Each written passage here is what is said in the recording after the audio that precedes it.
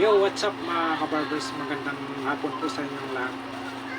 Ah, Mayroon po akong nais pasalamatan na nagbigay po sa akin ng blessings sa araw na ito. Araw po ng Huwebes ngayon, June 20, 2024. Ako po'y nasorpresa po sa kanyang kabaitan niyo po sa akin. Hindi ko po ito inasahan or in-expect na mangyari po sa aking buhay. Sa totoo lang po, for the first time ko pong makatanggap ng blessings na katulad nito mga kabarbers, na isang cheeky. Ako po'y lubos na nagpapasalamat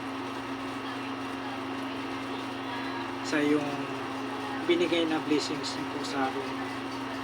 Thank you very much po sa yung kabaitan niyo po sa akin. Sana po hindi po kayo magsawa po sa akin at magsuporta sa aking YouTube channel. Napakalaking tulong niyo po sa akin ito. Hindi ko po alam na kung paano po kita masusuklihan po sa yung kabaitan niyo po sa akin. Lalong-lalo na po sa mga solid subscribers ko dyan, viewers, silence viewers. Maraming salamat sa walang sawang pagsuporta niyo po sa aking YouTube channel. Dati, nung nag-umpisa pa lang po ako sa YT World, nagkaroon po ako ng team. Yung leader po namin si Mamitis. Si Mamitis po yung tumulong sa akin nung nag-umpisa pa lang ako sa YT World. Isinali po niya ako sa team niya. Tapos meron po akong dalawang kabat sa high school na kasama po dun sa team na yun, Team Mamitis. Yung mga video ko pa noon, talagang naka-premiere pa po siya. Meron po akong mga kaibigan na nagpapalipad po sa akin ng pera, katulad unang-una po kay Mamitis. Hindi po ako nagkamali, nagpapalipad po yan si Mamitis sa akin ng 3 beses. Doon pa lang po talagang maraming salamat po sa iyo Mamitis, sa yung kabaitan nyo po sa akin, sa suporta nyo po, sa suporta nyo po sa aking YouTube channel, sa pag-play nyo po sa mga video ko noon. Thank you very much po sa iyo Mamitis. Pasensya na po kayo nung time na nakakuha po ako ng unang sahod. Marami po akong nakakalimutan na papasalamatan ng mga friends ko po sa YT World. Dahil nung time na yun talagang nandun po yung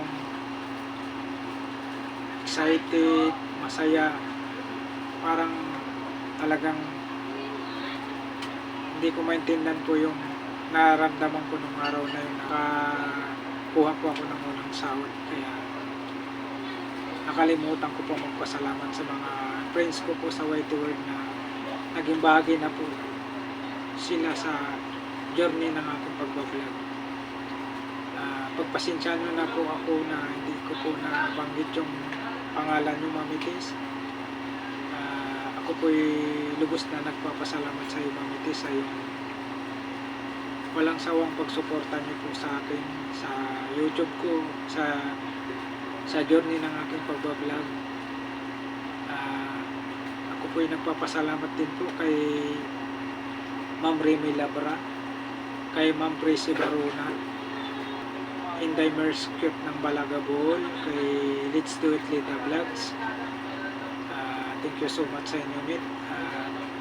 Kay Ma'am Sunshine S Channel, kay Ma'am Waray ako, isa po siyang OFW sa Hong Kong.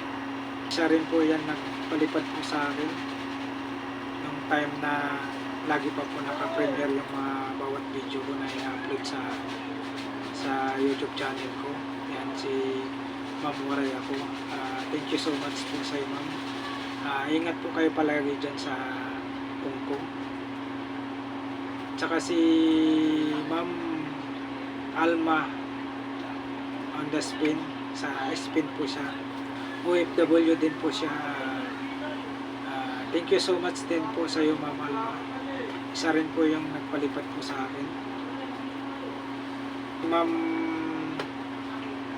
Fire Tiger Vlog, si Ma'am Bula na girl, yan. Sila po yung mga friends ko po sa White World.